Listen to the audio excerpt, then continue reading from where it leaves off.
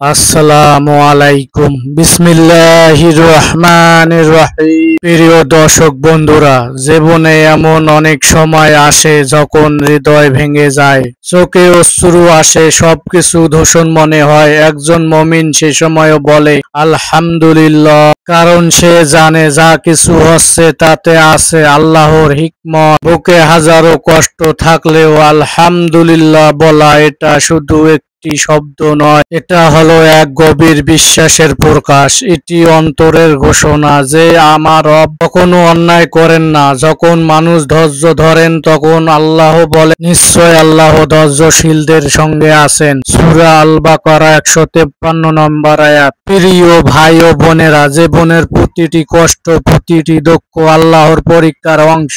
যে এই পরীক্ষায় আলহামদুলিল্লাহ বলতে পারবে সে আসলে আল্লাহর কাছে প্রিয়তমদের একজন। তাই কষ্ট আসুক, দুঃখ আসুক, আমরা যেন বলি আলহামদুলিল্লাহ ওয়ালা কুল্লি হাল, সর্ব অবস্থায় সকল প্রশংসা আল্লাহর জন্য। এই ব্যাখ্যায় লুকিয়ে আছে হৃদয়ের শান্তি, ইমানের প্রশান্তি আর জান্নাতের পথে এক অদ্ভুত আলো। প্রিয় দর্শক বন্ধুরা, ইসলামিক কন্টেন্ট পেতে আমার চ্যানেলটা সাবস্ক্রাইব করে দেবেন।